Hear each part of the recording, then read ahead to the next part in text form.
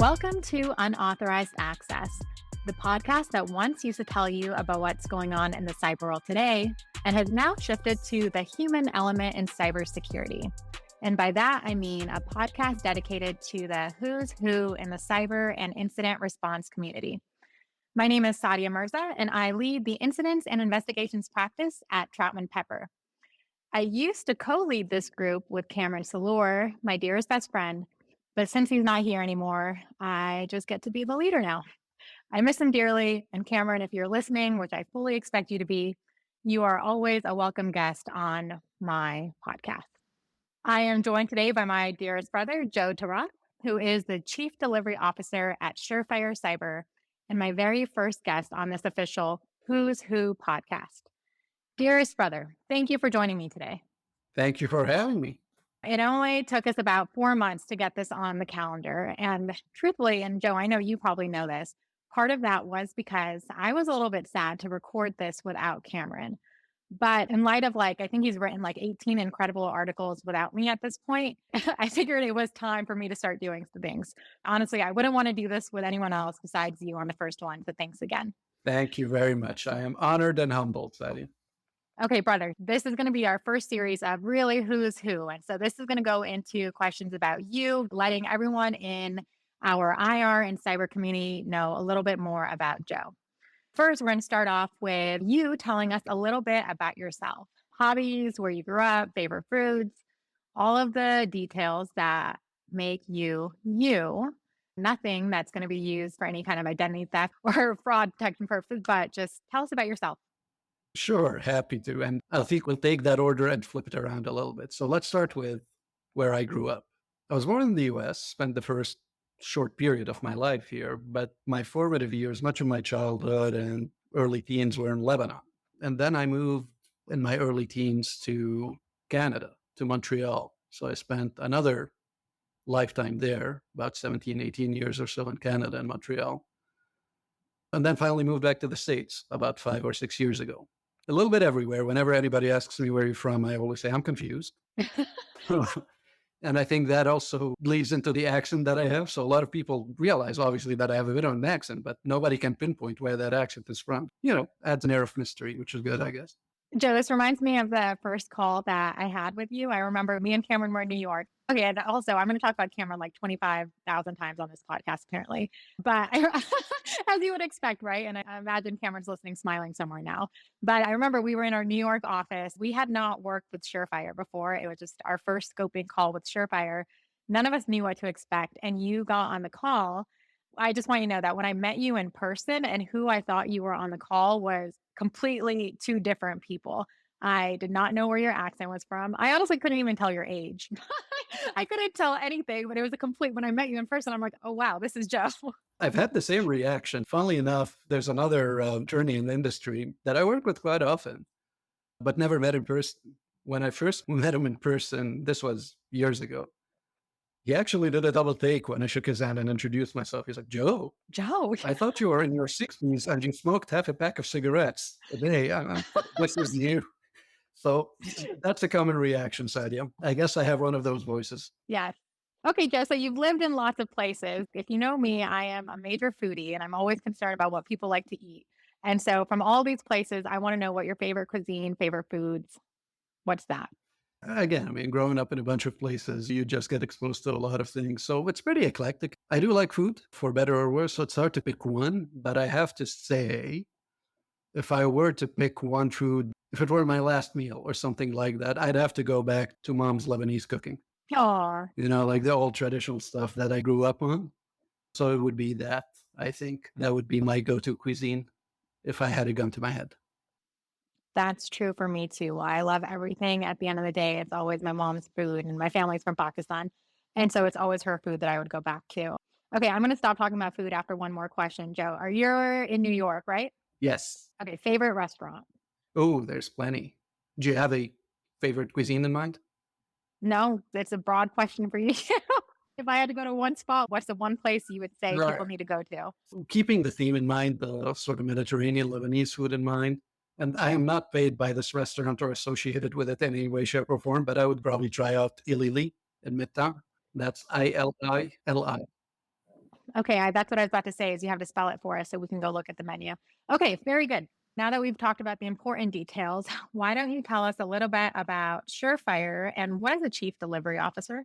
It's a completely made up title that I made for myself, is the reality. It's a running joke between the CEO, Billy Gouveia, and I, is that, I made up my own title.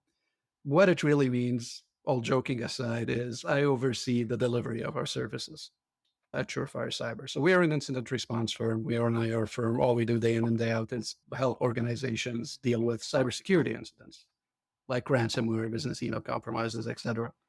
When we started the company, my job was to build up the team, build up our response processes, and build up our response capabilities, and to make sure that we are supporting all our clients and partners the way they deserve to be supported.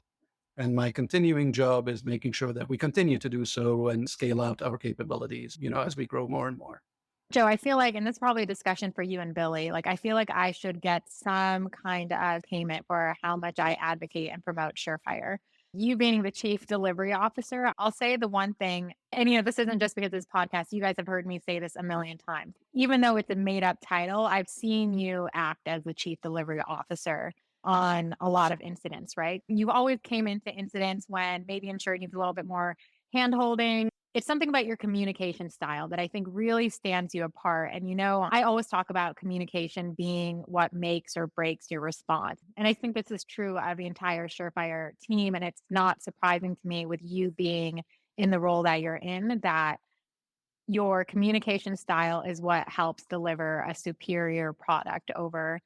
Again, I love lots of firms, but over some of the competition, I think that's what stands Surefire apart. And so my point is chief delivery officer makes sense to me when I've seen you do what you do on the matters. Thank you. And you're too kind, Sadia, but you're absolutely right. That's why we love working with you. And that's why we make, I think, such a good team, is that we do have the same philosophy and the same kind of approach to things. And you're right, communication is key. In situations like this, when everything's on fire, that's what makes or breaks the response. And that's what creates, I think, the most impact for victims. The technical work is important, obviously. The quality of the delivery there is very important and so on. But at the end of the day, if we're able to reassure the victims that, what, you've got the A team here, we've got your back, we're going to get you through this. And if we're able to do that in a way to instill a bit of calm in them and to instill a bit of confidence in them, then that's when we're doing our job right. We've got a pretty good approach to things. And what's impressive about it on my side, Sadia, is that we didn't actually need to plan that out when we worked together. We didn't need to actually sit down and work out how it just fell in organically. Yeah. Which was great. Well, I wondered, Joe, like even when you're interviewing people, I feel like you must be subconsciously looking for that style because it doesn't exist in everyone. But the team that you've built out, I think everyone has that in them, like the ability to deliver feedback or explain next steps with confidence and be able to reassure the insured or the client that they're in good hands.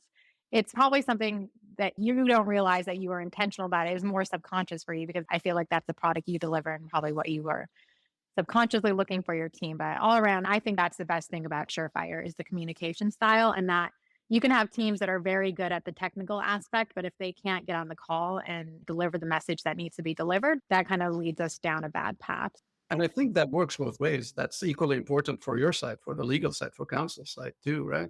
Not to turn this into, oh, you're the best or you're the best, but that's why we love working. No. Please go ahead, Joe. Go on. Go on. Go on. I like this part. Go on. Tell everyone.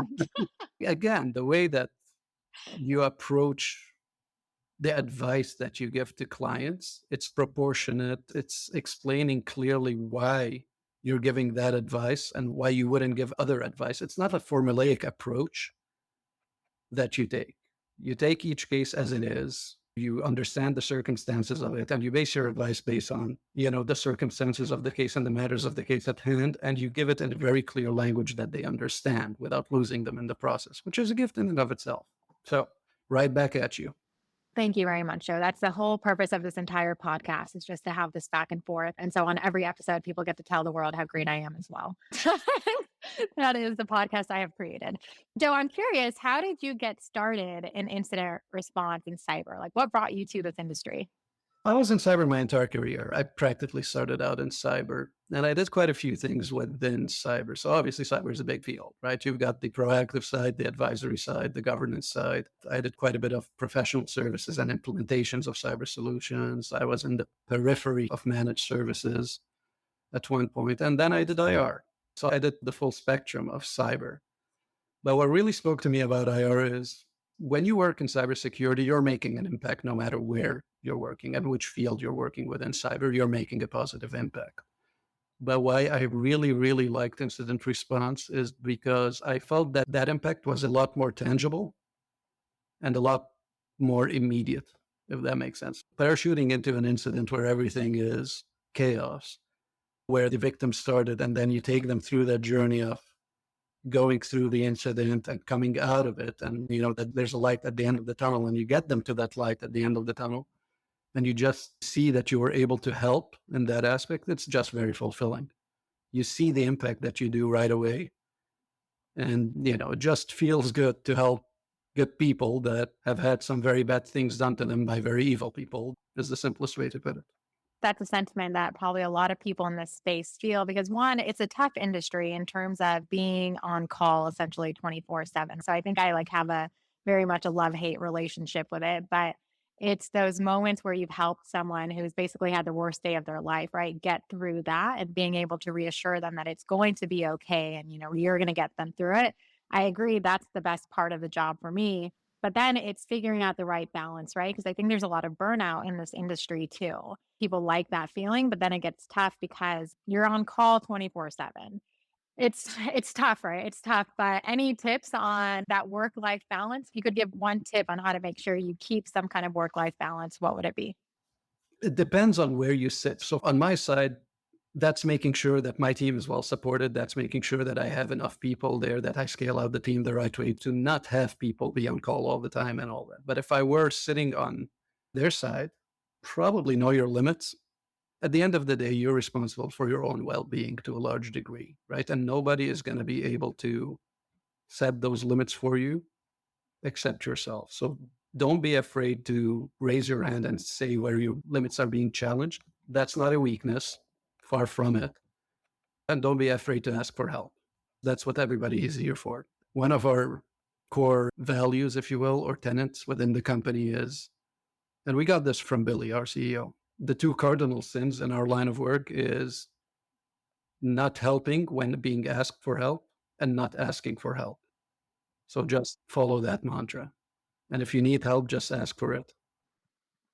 Yeah, this reminds me of, I remember last week, and this, I had caught COVID. Yeah. I felt like I kept saying that I'm recovered, but I wasn't recovered. Like I knew I could feel the exhaustion in me, but every day I would wake up and be like, oh yeah, I'm better. I'm better now, but I wasn't. This speaks to Mirza and her team at Crumb. And I can't say how much I appreciate this understanding. And again, it goes back to the human aspect of incident response, right? And so I remember I got a claim. They had reached out on Sunday for a matter. And I remember at that point, I never want to turn down work, right? I never want to do that. It's never in my interest. I want to get all the claims I can. But I was feeling so exhausted at that point. And I knew other members on my team also had COVID. And so I just knew, given what we had on our plates, no one was in a good situation to take that on. And so I had reached out to Marissa and basically said, look, I appreciate you thinking of me, but I'm down with COVID right now, a couple other team members. And her response was everything. It made me feel so much better. It was just, Sadia, thank you for your transparency. We actually appreciate that. We hope you recover. Let us know. And it was just the best feeling knowing that you can set those boundaries when needed without feeling like you're going to be penalized later on or anything like that. There's lots of good people, but to your point, Joe, you have to let it be known when you need the help or when you need some space. Otherwise, you're not going to win ultimately in the end. Exactly. And to your point, you'd be surprised how much people are willing to help. Knowing Marissa and her team, I'm not surprised at that answer at all. No, she's wonderful. And then I also got an email today just saying, I hope you're feeling better. I'm like, yes, Mirza, I am feeling better. It's just so incredibly sweet and kind. And these are the people that make this industry really what it is. Joe, there's so many things that we can talk about, all the good things that you and me are doing, our tabletop that we do for clients. I love that these high level tabletop workshops for clients, really for executive teams. I'm thinking about the one that we did for the last client. It was basically a walkthrough of a BEC exercise, giving the client understanding of what happens during the incident response. So what to expect from the moment that you have detected an incident all the way through notifications. And I want to tell you the feedback that I got right after that tabletop from that client was, thanks to you and Joe, we really figured out, the areas where legal and security need to be collaborating. You brought that to light and they were so appreciative of it. I have been selling in quotes to so many clients because I thought that was one of the greatest value adds. A lot of that information you don't find out until afterwards, right? Until after an incident has happened. So I want to say thanks for, the partnership and the collaboration on that. I know it's been a huge value add on our side. It's a lot of fun doing it. Thank you for bringing me into that. I'm glad that it's making an impact, and I'm glad that it's informing people. And you're right. You could tell by the engagement when we're going through that, it's making them think of questions that they have never thought about before. So we're taking a lot of the opaqueness within the process of the response and shedding some light on that. And it's generating a lot of questions, which ultimately makes them more prepared and better equipped to handle things. I'm glad that we're making an impact. It's always fun doing those with you. Yeah, and definitely even questions like from the legal side, right? Some of the GCs that we work with, they never think about what are the logging capabilities and why do they necessarily care? But like in that one that we recently did, you could see the GC was like, oh, okay, well, now I care. Now I understand why logs matter. And I want to know what is our log retention period. It's a great workshop. If anyone listening is interested in the workshop, feel free to reach out to me or Joe. We've been putting it on for lots of clients and we're happy to talk to others about it. Joe, we are unfortunately running out of time. I know. It goes by so quickly. But I have one final question for you to close us out. This podcast, the way I want it, I want people to think of it as an opportunity to shine a spotlight on the people in the industry that really make it what it is. If you had to pick one person in our industry, in IR and cybersecurity, who really shines, it could be because they're incredible at what they do, or they're just a wonderful human being. I want to know who you would pick and why.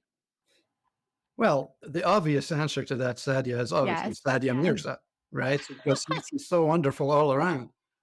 But I'm assuming we're keeping present company excluded from this question. Present company excluded. That is the obligatory joke that everyone will need to make on this podcast. And I will laugh like I've never heard it ever before. I know we didn't talk about it before this podcast as well. But yes, present company excluded. Who would you pick? I really enjoy working with Linda Comerford at AmTrust because she's wonderful. She's wonderful in the sense that not just her professionalism, she's just a really cool person.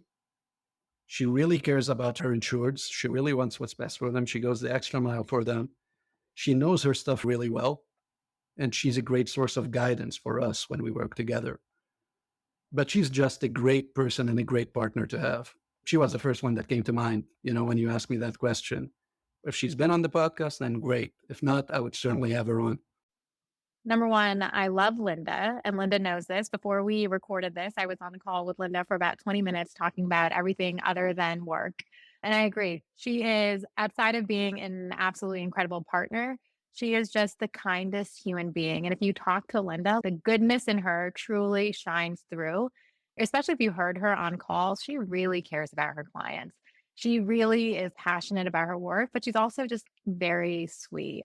That was a very good pick, Joe. She has already been on the podcast. She's always welcome on the podcast. I love Linda. I'm not surprised that we agree, Sadia. Yes. Brother, thank you so much for, again, joining me on the podcast. Again, I didn't want to do this without Kamran, but I'm glad you being on made it easy. I want to thank everyone for tuning into this episode of Unauthorized Access. If there is anyone listening who has someone in mind that they think we should highlight in the next episode, please feel free to send me an email at incident.response@troutman.com, and I will certainly keep them in mind. Brother, thank you. Thank you very much. It was a pleasure talking to you today. Thank you very much, sister. Likewise. Take care, everyone. Copyright Troutman Pepper Hamilton Sanders, LLP. These recorded materials are designed for educational purposes only. This podcast is not legal advice and does not create an attorney-client relationship. The views and opinions expressed in this podcast are solely those of the individual participants. Troutman Pepper does not make any representations or warranties, express or implied, regarding the contents of this podcast. Information on previous case results does not guarantee a similar future result. Users of this podcast may save and use the podcast only for personal or other non-commercial educational purposes. No other use, including, without limitation, reproduction, retransmission, or editing of this podcast may be made without the prior written permission of Troutman Pepper. If you have any questions, please contact us at troutman.com.